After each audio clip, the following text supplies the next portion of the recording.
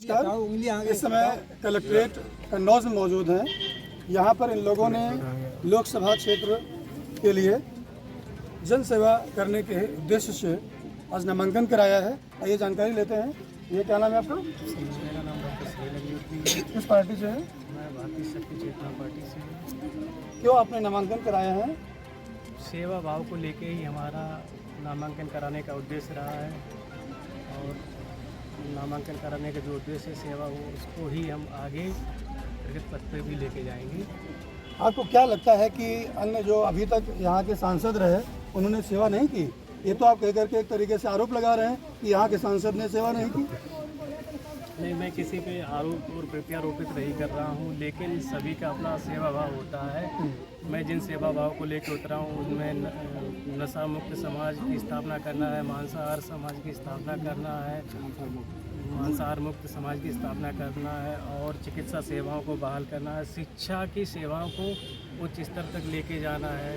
इस तरह की भ्रष्टाचार मुक्त समाज की स्थापना करनी है। भूख भ्रष्टाचार से मुक्त समाज होना चाहिए। प्रत्याशी का कहना है, डॉक्टर सुनील है ना, डॉक्टर सुनील अग्निहोत्री का कहना है कि जिस तरीके से सेवा कर रहे थे लोग, वो तरीका पसंद नहीं आया। अपने तरीके से सेवा करना चाहते हैं। समाज को नशा मुक्त, मांसाहार मुक्त, जाति भेद मुक्त, सांप्रदायिकता से मुक्त बनाना चाहते हैं, क्षेत्रवान बनाना चाहते हैं। इनके हिसाब से ऐसा कुछ अभी तक नहीं हो रहा है। क्या करते हैं आप इस बात? मेरे हिसाब से नशा मुक्त को लेके कोई भी अभी आगे नहीं बढ़ा है। मांसाहार मुक्त को लेके कोई भी पार्टी अभी आगे नहीं बढ़ी है। चरित्रवान को लेके किसी ने अभी तक कोई कोशिश नहीं की कि उनके ये बात बताओ भैया, होने चाहिए। ये इतने ज़्यादा बकरा बकरी बढ़ जाएंगे, इतने ज़्यादा ये जानवर बढ़ जाएंगे। अभी तो ये क्या नाम, अभी योगी जी ने, आपके बाबा ने थोड़ा सा नियंत्रण किया है ना, और इतने ज़्यादा सांड बढ़ गए हैं, लोग किसान उससे परेशान हैं। अब ये जब ज़्यादा बढ़ जाएंगे तो कैसे नशा, आप मांसाहार मुक्त की बात कर रहे हो, अगर ऐसा हो जाएगा तो कैसे काम चलेगा? देखिए, आपने हमें लगता है आदमी खाने नहीं बचेगा।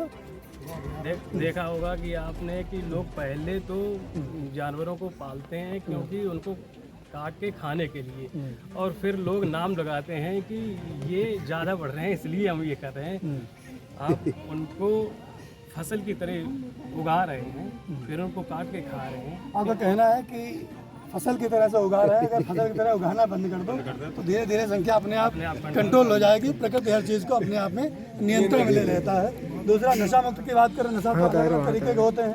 किसी को किसी चीज़ का, किस नशा की आप बात करना चाहते? देखो, नशा शब्द तो अपने आप में बहुत विराट शब्द हो गया। किसी चीज़ का, कहीं किसी का नशा है, अलग अलग लोगों को अलग अलग टाइप का नशा है। अब किस टाइप के नशा की बात कर रहे हैं? वो बात खुली होनी चाहिए ना, ये अपनी ढकी छुपी वाली बात है। हर तरह का वो नशा जिससे मानव जाति को परेशानी हो, उस तरह का नशा से हमें मुक्ति होनी चाहिए, चाहे शराब। क्या लगता है, ये तो फिर कंफ्यूजन वाली आपने बात कर दी। हम भैया सामान्य आदमी, भैया किसी तरीके से खेती बाड़ी करके सब लोग काम चला रहे हैं, तो इतनी कंफ्यूजन वाली बात नहीं समझ में आती है। आप कह दो कि तम्बाकू न खाओ तो नहीं न खाओ, यार बड़ा गड़बड़ कैसे, क्या कैसे आपको क्या कहना चाहते हो? खुला बताओ। देखिए, नशा जो भी है वो समाज को परेशान कर रहा है। कोई भी अगर कौन सा नशा परेशान कर रहा है? हम तो ये दादा ये कहते हैं ना, हम तो, हमें राम नाम का नशा है, राम नाम कहते हैं, राम नाम, ये नशा क्या ये खराब करता है? मैंने बोला है जो नशा मानव समाज को खराब कर रहा है, जिससे बीमारियां हो रही हैं। कोई सामान्य आदमी ये नहीं समझ पाता। आपने कह दिया फिर कंफ्यूजन वाली बात। जो नशा समाज को खराब कर रहा है वो नशा आप रोक देंगे। जो में संख्या तो बताइए, नाम तो बताओ उनको, जो जो आदमी जाने जो ये बात गड़बड़ है। आप बता दो। अच्छा, मैन दारू है, चरस है, गांजा है, अफीम है, कोकीन है, ये नशा जो है, ये जो सुलभ होते हैं मानव, ये घातक है। जो आदमी के मानसिक संतुलन को बिगाड़, जिसमें व्यक्ति अपने कॉन्शियस से, अपनी चेतना से दूर हटता हो, जिससे व्यक्ति चेतनावान ना रह पाता हो, ऐसा नशा समाज के लिए घातक है। इसका भारतीय शक्ति चेतना पार्टी विरोध करती है और हम सत्ता में आते ही इस पर कड़ाई के साथ प्रतिबंध लगाते हैं। कड़ाई के साथ शराबबंदी लागू कर देंगे भैया, हिसाब से वोट देना। हालांकि जरूरी अच्छा भी है, लेकिन कुछ लोगों के लिए भाई मामला गड़बड़ भी है। आप ये बताओ घर में रोटी वोटी बनाना या यहाँ नेतागिरी करनी का है आ गई हो? नहीं, नेतागिरी तो रोटी बनाने वाले बहुत हैं हाँ। और नेता नगरी करने वाला कोई नहीं है। बनाती है आप ही? नहीं, हाँ, बहुत बारे मिल जाता है, जहाँ जाओ वहाँ खाना मिल जाएगा। लेकिन जो गलत हो रहा है उसे कौन रोकेगा? सब रोटी ही बनाने लगेंगे तो फिर भैया इंदिरा गांधी थी, बहुत सी ऐसी महिलाएं थी वो रोटी बनाती थी। झांसी की रानी थी, उनसे आप कहते रोटी बनाओ है, तो सभी रोटी बनाएंगे तो घर कौन करेगा भाई? ये बताओ, आप लंबी लंबी बातें बोल रही हो, हाँ। ये चुनाव प्रचार में कल से जाएंगे, रोज आप प्रचार में दिखेंगे? दिखेंगे। पक्का? रोज क्यों नहीं दिखेंगे? यही तो जानना, यहाँ तक आ गए तो यही तो जानना काहे दिखेंगे? इसीलिए देखेंगे, समाज को पीड़ित देखा मैंने। मैं घरों में जाकर आरती करती, चालीसा करती, लोग परेशान हैं, महिलाएं रो रही हैं, शराब पी के आदमी आके आपा खोकर मारते पीटते, उनका जेवर लेके जाते, तो वो जब से देखा नहीं जाता। अच्छा, तो मतलब है कि लोग अगर इनको चुनाव में जिताते हैं हाँ। तो ये सब जो हो रहा है जो बंद करा देंगे, बंद कराएंगे, बिल्कुल। हाँ, नारी शक्ति वाहन है, हाँ, बिल्कुल करेंगे। और नारी शक्ति वाहन है, झांसी की रानी ने क्या किया था? है ना, नशा मुक्त होना चाहिए सारा देश में। हमारे देश के आदरणीय लोग प्रधानमंत्री आ गए, हाँ, कहीं ना कहीं ठीक है, वो समझ रहे हो, दर्शकों में बड़ा समझने की बात है। देश के प्रधानमंत्री आदरणीय आज के हमारे देश के प्रधानमंत्री विकसित भारत की बात करते हैं। जब हमारे देश का युवा ही नशा खोर होगा तो जब आगे जनरेशन नशा मुक्त नहीं होगी तो कैसे विकसित भारत होएगा? अरे रोजगार नहीं दे सकते, कम से कम नशा तो न परोसें।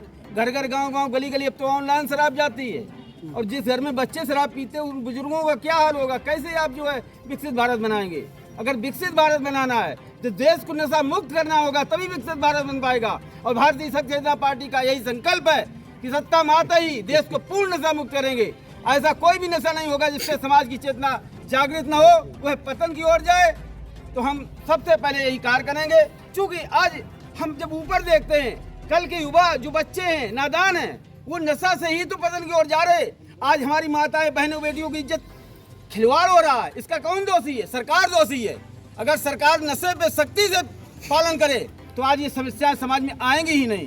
दर्शकों, ये बहुत बड़ा वास्तव में मुद्दा है और इसको हमें हंसी मजाक में नहीं लेना चाहिए। ये संवेदनशील मुद्दा है। जिस तरीके से हम चाहते हैं कि हमारे बच्चे संस्कारवान हों, लेकिन ये मामला गड़बड़ हो जाता है। सरकारें एक तरफ कहती हैं अवैध अवैध वाली बात करती हैं, शराब पिला करके लोगों को बर्बाद करने का काम कर रही हैं, दूसरी तरफ सुख सुविधाओं की बात करती हैं। ये अपने आप में विचारणीय बिंदु है। यहाँ पर और भी लोग उपस्थित हैं, महिलाएं उपस्थित हैं, उनसे बात करेंगे कि अपने भारतीय शक्ति चेतना पार्टी के प्रत्याशी के समर्थन में क्या कुछ कह करके लोगों को अपनी तरफ आकृष्ट करने का प्रयास करेंगी। जी बहन जी, बताएं आप आपके पार्टी को जन सामान्य लोग क्यों चुनाव करेंगे, क्यों मतदान करेंगे? मतदान इसीलिए मांगे कि सबसे पहले तो जो हमारे युवा पीढ़ी जो हमारे जनरेशन आ रही है, अगर हम लोग इस चीज़ पर नहीं ध्यान देंगे तो नशा मुक्त, मांसाहार मुक्त, चरित्रता का जीवन और भयावह वातावरण जैसे भ्रष्टाचार, जब तक नशा नहीं हटेगा कोई भी तो मुख्य बिंदु नशा ही है। अन्य भी कुछ चीज़ें हैं, है ना, अन्य भी कुछ चीज़ें हैं, अन्य कोई मुद्दा है नशा के अलावा भी बताओ भाई। जी हाँ, बहुत बड़ा भाई देखो, जो आपने बात कही शराब से, अच्छा ये बताओ, खुली बात बता दो, शराब से जितना राजस्व मिल रहा है सरकार को, जिससे कई लोगों के घर में दीपक जल रहा है, कई लोगों की सैलरी मिलती है, ये जो भरपाई होगी, जो नुकसान होगा, उसकी भरपाई आप कैसे करेंगे? आपके कोई भी प्रश्न है उसका बिल्कुल सकारात्मक और तथ्यात्मक प्रमाणिक जवाब दिया जाएगा। बताएं कि जो नुकसान होगा, अगर मान लिया आपको इनको जो है सांसद चुन लिया गया, इन्होंने अपने संसदीय क्षेत्र कन्नौज में कह दिया आज से सभी शराब की दुकानें बंद। जी, अब भैया जो नुकसान होगा उससे, यहाँ से जो राजस्व मिलता है सरकार को, उसकी भरपाई कैसे करा पाएंगे? सिस्टम कैसे चलता रहेगा, उसकी बात। आपने बहुत ही एक अच्छा प्रश्न पूछा है। जब भी हम लोग नशा मुक्त की बात करते हैं तो ये सबसे जो बड़ी चीज़ वो आड़े आ जाती है कि आप भैया नशा मुक्त करा दे रहे हैं, उसके बाद में आबकारी विभाग का कितना लॉस हो जाएगा। सरकार इसी की चल रही है, सरकारों का दिमाग घुटनों पे जा चुका है। जो आबकारी विभाग की बात करते हैं, मान लिया कि राजस्व यहाँ लोकसभा कन्नौज से 20 करोड़ रुपए साल का आता है, उसके बदले में जब नशा परोसा जाता है, जो नशे से होने वाली हानियाँ हैं, जो भी दिक्कतें हैं, उसके बारे में हमारी बहनों सभी ने बताया है। आज जितने भी बड़े बड़े क्राइम हो रहे हैं उसके पीछे 90% नशे का कारण रहता है, पहली बात। दूसरी बात, आज जितने रोड पे एक्सीडेंट में लोग मर रहे हैं उसमें 35 साल तक के युवा ही हैं, उसमें जब जांच की जाती है तो नशा से निकलते हैं। अब आप देखिएगा, जब किसी का एक्सीडेंट होता है तो उस रोड पे मरता है, ट्रांसपोर्ट के लिए व्हीकल आती है।